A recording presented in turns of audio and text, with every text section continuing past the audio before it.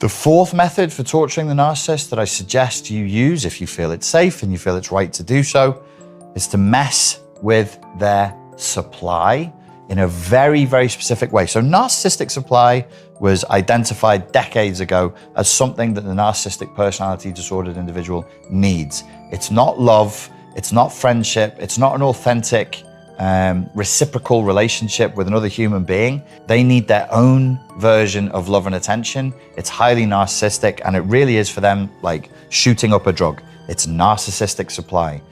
If you mess with that narcissistic supply, if you make them feel like they're going to be cut off from that narcissistic supply, you're going to create the kind of distress and anguish and anxiety that a junkie would feel if they felt like they were going to run out of junk, like they were going to lose their ability to get hold of more junk. If you really want to aggravate them, the threat or the potential in this scenario should be that the supply is going to be permanently damaged in a scenario, in an institution with a particular individual that they value, because they don't value all sources of supply the same. So be cunning, as you were earlier, map which sources of supply they're very dependent on or they're very, very attached to, and threaten to permanently damage those sources of narcissistic supply by exposing the true nature of the narcissist. So we know with narcissistic personality disorder, at the level of the personality structure itself, there was an authentic self who built as a child in response to a very oppressive and abusive environment, a wall around themselves to protect themselves. And within that wall is a sort of a mirror, a Perseus shield, which distorts truth. And everything that goes through, well, first of all, very little reality actually breaks through this narcissistic shell. But when it does, the little bits of reality that break through the narcissistic shell, that which reaches the little bit of authentic self that is left there, which is mainly dead because the authentic self dies in this isolation and shrivels to almost nothing. The little bits of reality that get through are distorted as they pass through the shield, and they're reframed, they're reformatted, so that the self that looks out at the world through the shield is looking also through a mirror. And that mirror is telling the narcissistic self what the narcissistic self wants to hear. That is the false image. So no matter what happens, the narcissist is desperately fighting to restructure what is happening to fit a pre-existing fantasy-based narrative of how incredibly amazing they are. What does that mean? It means that generally speaking, in simpler language, there's the real person, the real narcissist, and then there's this fake image that they're pushing out to the world. Why do they push this fake image out to the world? To garner as much narcissistic supply, to become as significant as possible, to develop a false self, and to avoid narcissistic injury. It's a defense. It's defensive.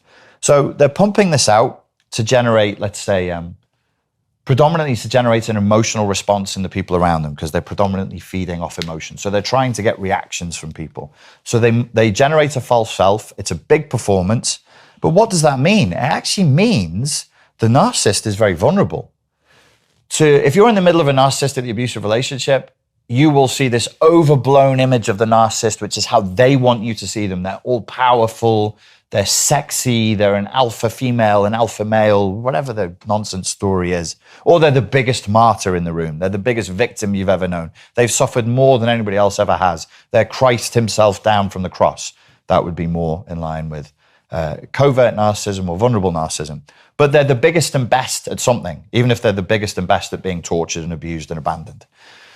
That's what you believe when you're in the middle of it. But when you look again, you'll see the whole thing is an incredibly fragile, incredibly delicate facade that's actually very easily broken. So if you threaten to expose them, what are you threatening to expose? What you're threatening to expose is, this is how they show themselves to the world. This is how they've shown themselves to this person. This is how they've shown themselves to this institution. This is how they've shown themselves to this industry. But you have evidence that, in fact, the real person is like this. Because of the PTSD element, the trauma-based element, there is a massive amount of splitting in narcissistic personality formations. There's a massive amount of black and white So typically, not always, but typically, what their real feelings about any subject are the opposite. So they present as being very loving and very kind to, let's say, animals. They do lots of charity work with animals.